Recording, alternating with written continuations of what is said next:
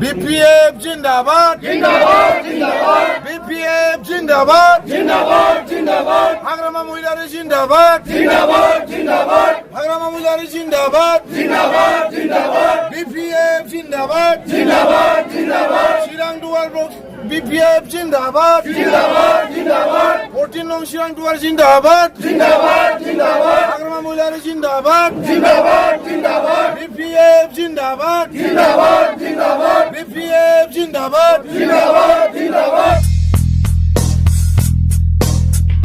गोसो गोरबोनिफ्राय आंनि मिडिया बिथांमोननिसिम आंनि अननाय आरो मोजां मोननायखौ आं जासिगोरबाय।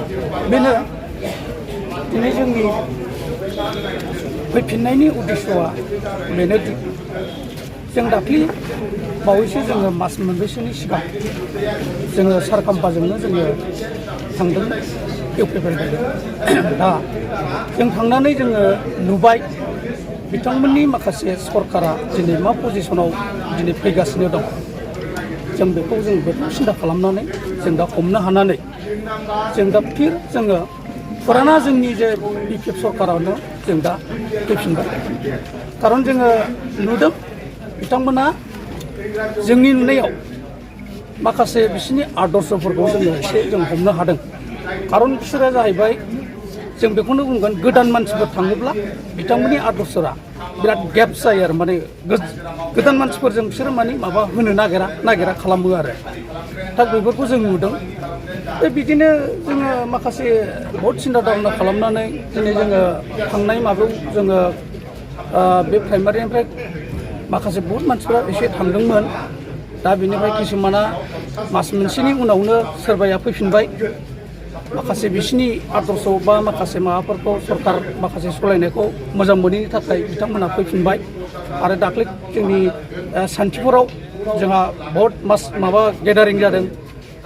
बाहाय माखासे मानसिफ्रा थांबाय जोंजोंनो थांफानाय ज' जोंनि माखासे मासाब जानाय पार्टिया। दा आं सम आरो बोथोरनि एसे बेस्थ'आव आं बै समाव आं मासाब जाहैनो हायाखैमोन।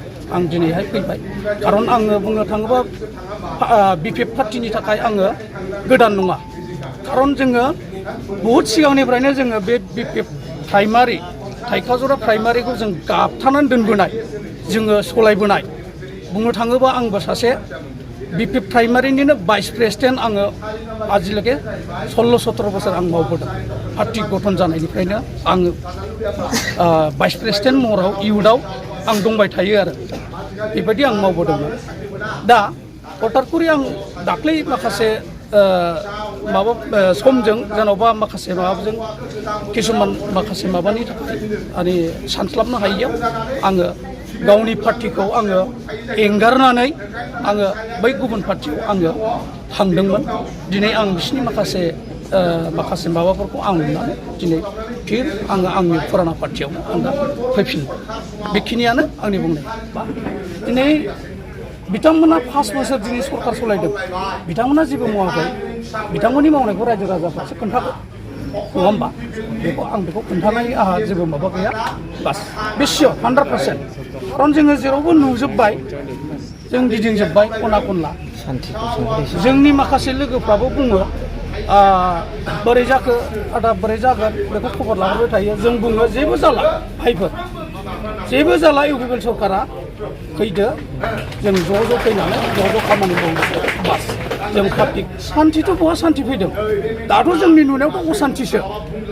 माब्रै असान्थि होनोबा जोङो नायोब्ला जोङो असान्थिखौ नुदों।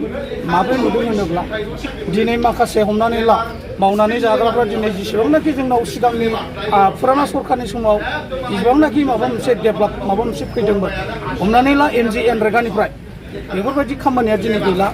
दिनै पाब्लिकफ्रा बेफोरखौ मावनानैनो जथेस्थ' माबा मोनसे डेभेलपआव फैदोंमोन।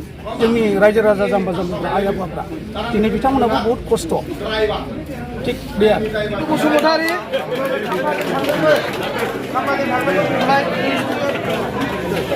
बेनि उनावहाय सन्जिब मुसाहारि बसुमतारी